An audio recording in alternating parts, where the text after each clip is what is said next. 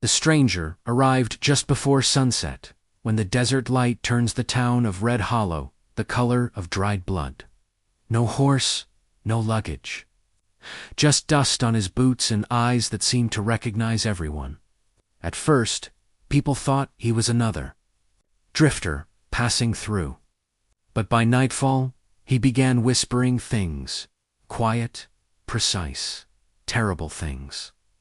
Secrets buried for years, and somehow every man, woman, and sinner in that town heard their own Red Hollow had always been the kind of town that pretended its past was buried beneath the desert sand. From a distance, it looked peaceful wooden storefronts lined along a quiet main street. Lanterns glowing softly in the evening, the distant sound of horses tied to hitching posts. But like many desert towns, Red Hollow survived on silence. Silence about old feuds. Silence about lost money. Silence about the people who had disappeared over the years. The sheriff, Daniel Mercer, had kept the town stable for nearly a decade. A broad-shouldered man with gray in his beard and patience in his voice, he believed most problems could be solved before a gun ever left its holster. Under his watch, Red Hollow had become quieter than most frontier towns. Not safer, perhaps, but quieter. That quiet ended the day the stranger walked in. No one saw where he came from. One moment the road was empty, stretching endlessly across the desert. The next, he was there walking slowly toward town, with the calm confidence of someone who had been there before. He entered the saloon first. The bartender remembered it clearly later. The stranger ordered water, not whiskey. He sat alone in the corner, watching people the way a doctor studies. Patience, calm, observant, patient. Then he began speaking, not loudly, not to the entire room. Just small whispers, spoken close enough for one person to hear at a time. To the gambler near the piano, he leaned in and quietly mentioned the name of a man who had vanished 3 years earlier, after a poker game. To the blacksmith, he murmured something about stolen cattle and a hidden ledger buried behind the forge. To the school teacher, he simply whispered a single date. One by one, the people of Red Hollow stopped talking. Chairs creaked. Glasses froze halfway to lips. Faces turned pale under the lantern light. Because whatever the stranger said, it was never wrong. And by the time the sheriff heard about him, half the town had already begun looking at each other differently. Asterisk before the stranger arrived, Red Hollow had lived under the comfortable illusion that time could bury anything. The desert helped with that. Winds erased tracks within hours, and the sun bleached memories until they looked harmless from a distance. People built their lives on top of old mistakes and rarely looked back. Sheriff Daniel Mercer understood that better than most. 10 years earlier, when he first pinned on the badge, the town had been rough for loud nights, gunfights behind the saloon, cattle disputes that sometimes ended with a body in the sand. Mercer changed that, slowly. He wasn't the fastest gun in the territory, but he was patient. He listened more than he spoke. And over time, people began trusting him with their problems. But even Mercer knew that Red Hollow wasn't innocent. Take Elias Crowley, the saloon owner. Most folks knew him as a charming man, with quick jokes and a generous hand when pouring whiskey. What fewer people knew was that Crowley had once run with a group of riverboat gamblers back east. Rumor said one of those games ended badly and Crowley left town before the authorities could start asking questions. Then there was Samuel Dorsey, the blacksmith, a hard-working man with arms thick as railroad ties. Farmers trusted him with their tools, and ranchers trusted him with their horseshoes. Yet some older ranchers whispered that during a brutal drought years ago, a shipment of cattle mysteriously disappeared from a neighboring ranch, only for Dorsey to expand his own herd not long after.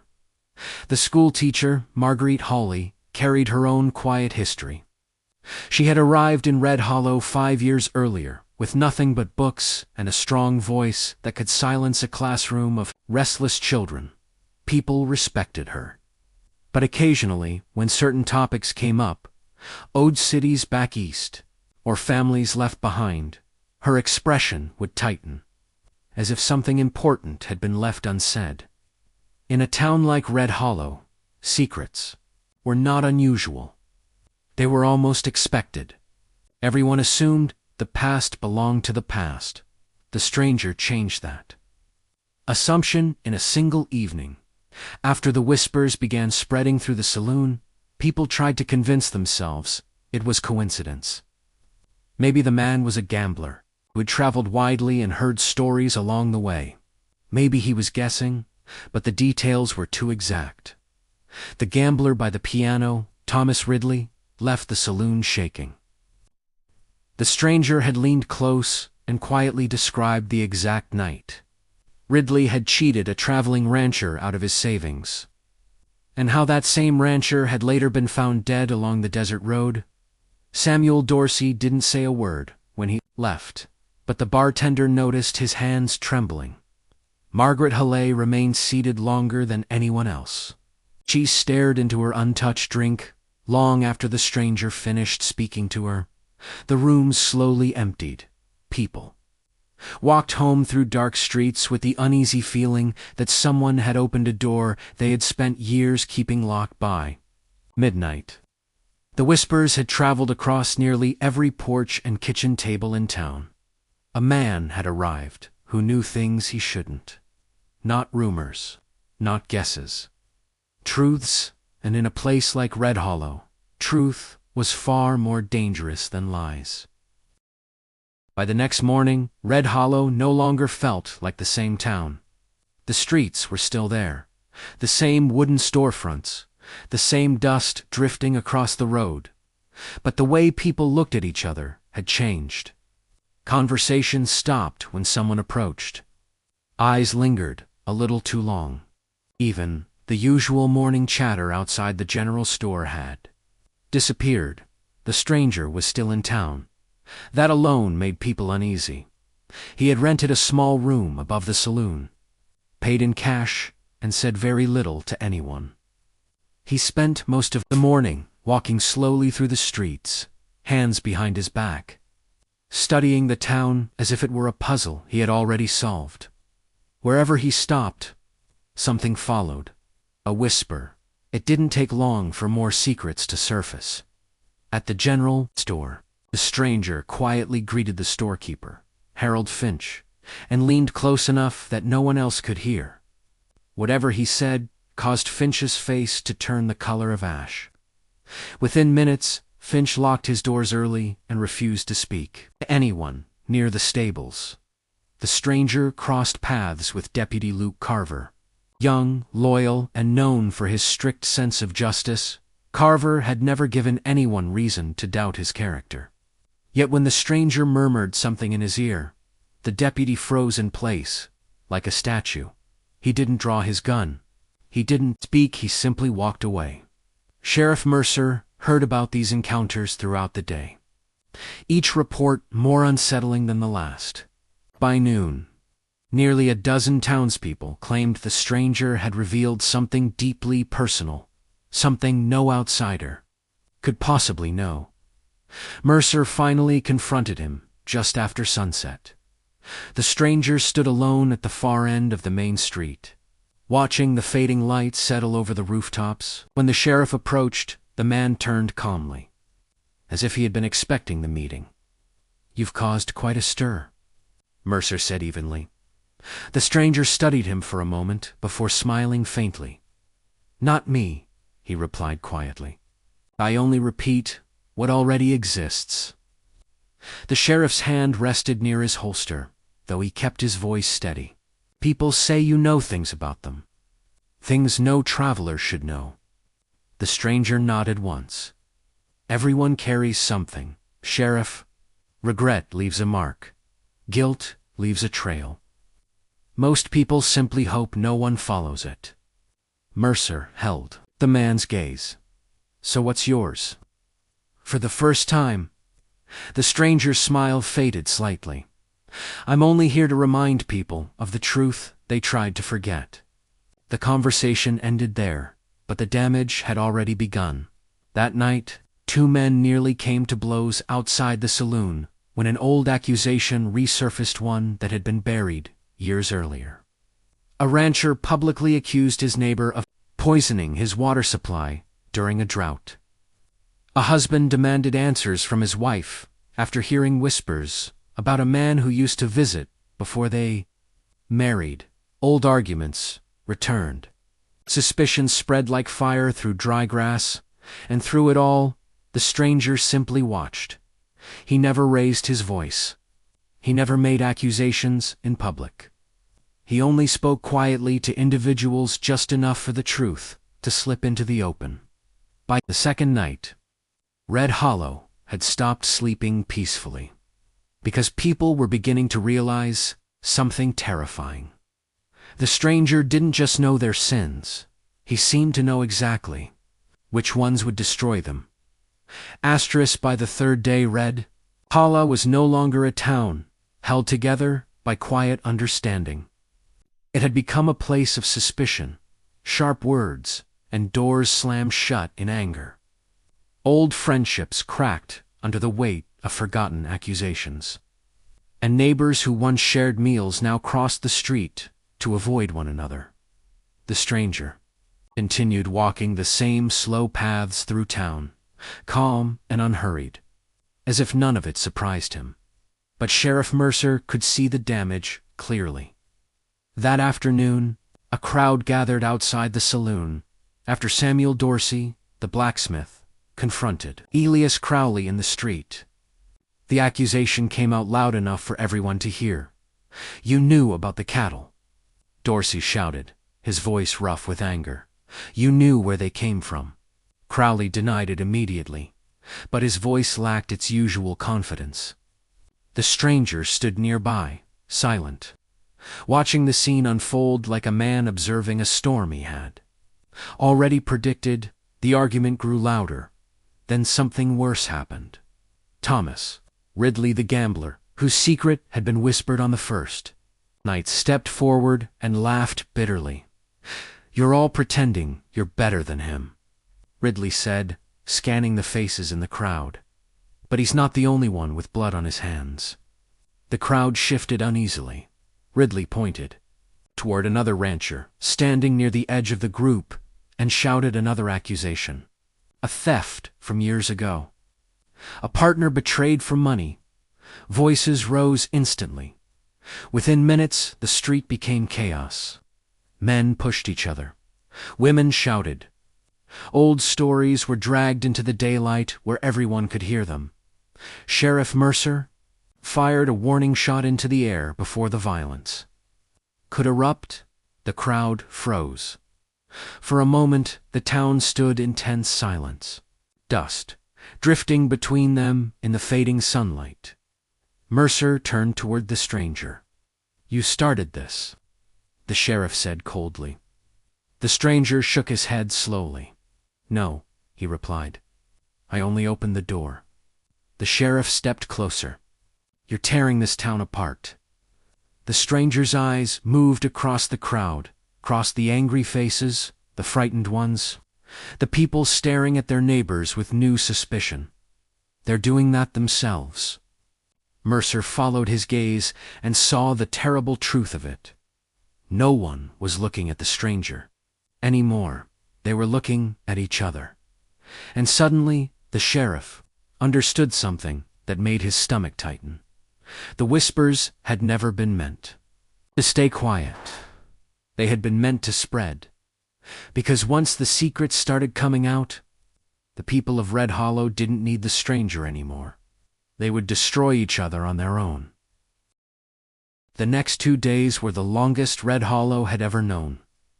The town no longer moved like a community. It moved like a collection of enemies, forced to share the same streets. Every conversation felt like a trap waiting to spring open. Every glance carried suspicion. Men who once greeted each other with a nod now kept their hands close to their holsters. It started with small fractures. Harold Finch, the general store owner, refused to open his shop the morning after the confrontation. When neighbors knocked on his door, asking what the stranger had said to him, Finch only shook his head through the window and told them to leave him alone.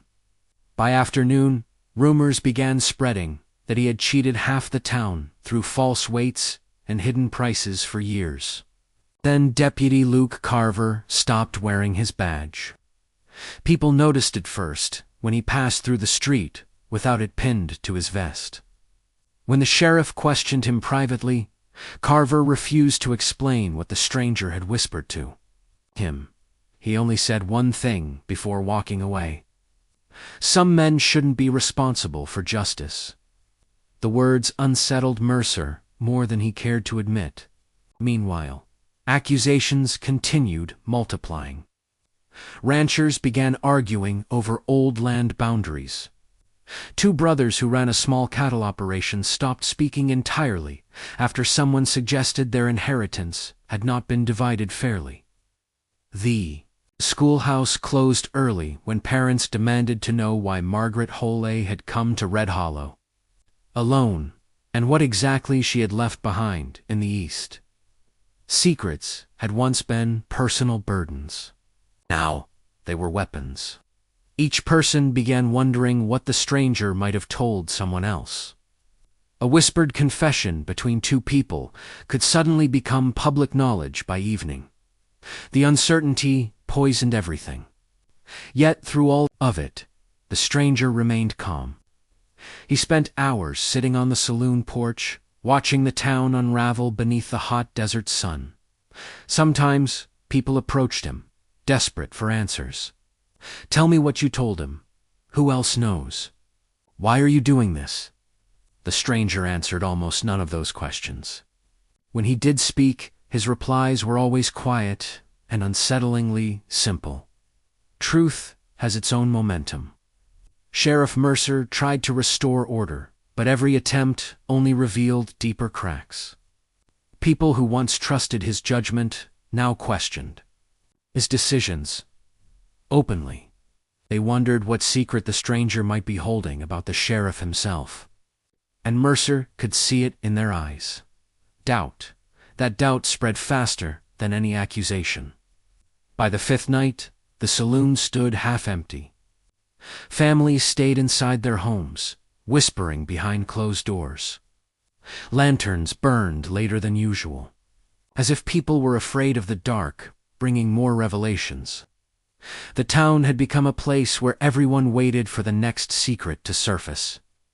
But Mercer realized something even worse. The stranger had almost stopped whispering entirely. He didn't need to anymore. Red Hollow had learned how to destroy itself. On the sixth night, the tension in Red Hollow finally broke. The wind had picked up after sunset, pushing thin clouds of dust through the empty streets. Lanterns swayed outside wooden storefronts, their light flickering across doors that remained tightly shut.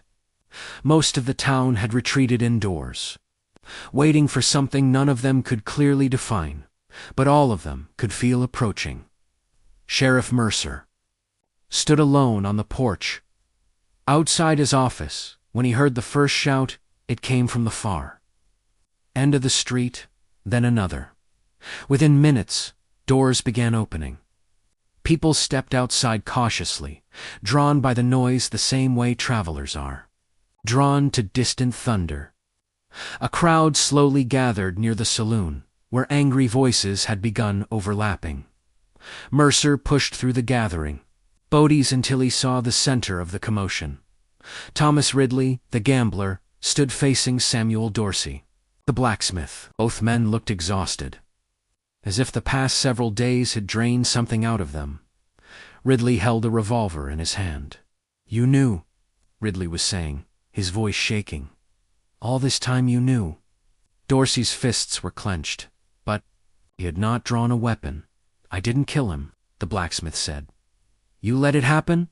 Ridley snapped. The accusation hung in the air. The crowd murmured uneasily. Pieces of the story had already spread across town. The cheating, the missing rancher, the body found along the desert road years ago. But the full truth had never been spoken aloud. Until now. You took his cattle after he died, Ridley continued, his voice rising. Built your whole ranch on it. Dorsey's face hardened. And you robbed him blind that same night. A ripple moved through the crowd. The truth was finally taking shape. Both men had played a part. In the rancher's downfall, one through greed, the other through silence. Sheriff Mercer stepped forward carefully. Put the gun down, Ridley. Ridley laughed bitterly. Funny thing, Sheriff, he said. Before that stranger came here, none of this mattered anymore. We buried it. We moved on. His eyes scanned the crowd. Now, everyone's acting like they've suddenly found their conscience. A few people looked away. Ridley continued speaking, louder now. But if we're going to start telling the truth, maybe we should tell all of it. Slowly, his gaze shifted toward Sheriff Mercer. The street fell silent. Ridley tilted his head slightly. You want to know the first thing that stranger asked me? Mercer didn't answer. He asked about a prisoner you escorted 10 years ago. Said the man never made it to the courthouse. Whispers rippled through the crowd. Ridley smiled thinly. Funny thing about the desert, Sheriff. Buddies disappear out there real easy. Mercer felt every eye in the town settle on him. He had known this moment might come. Years earlier, before Red Hollow had become the quiet place. It was now. Mercer had transported a violent outlaw to stand trial in a nearby territory. The man had been dangerous, responsible for robberies, murders, and worse. The official report said the prisoner had escaped during the journey and vanished into the desert. That report had never been questioned. Until now. Ridley raised his voice. So, tell us, Sheriff, did he escape? The crowd leaned closer. Mercer stood very still. Then he spoke calmly. No. The word landed like a stone dropped into deep water. He didn't escape, Mercer continued. He was going to. I saw it coming. The sheriff's voice remained steady, but the weight behind it was unmistakable. I ended it before he had the chance. A stunned silence followed. Mercer looked across the faces surrounding him. He was guilty of more than the courts could punish. I made a decision that night. A decision I've carried every day since. No one spoke. Across the street, the stranger stood quietly beneath the swinging lantern outside the saloon, watching the scene unfold. Mercer met his eyes.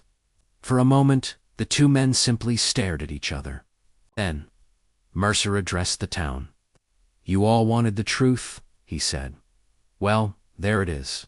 Ridley's revolver slowly lowered. Not because he had been convinced, but because something had changed. The stranger had forced every secret into the open. And now, the people of Red Hollow were standing face to face with the reality of what they were. The silence that followed.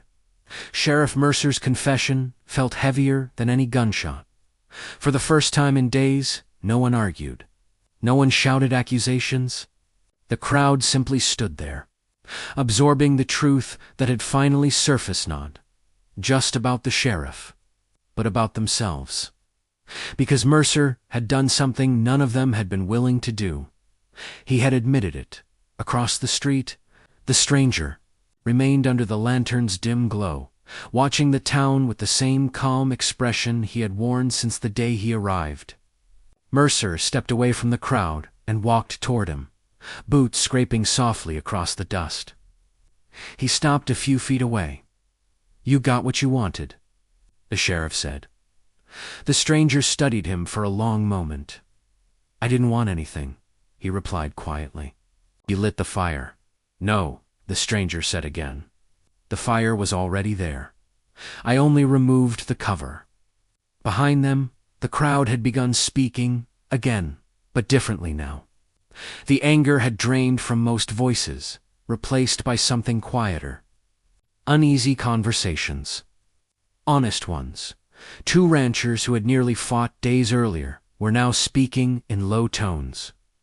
The schoolteacher, Margaret Halley, stood beside a group of townspeople, explaining something through tired but steady words.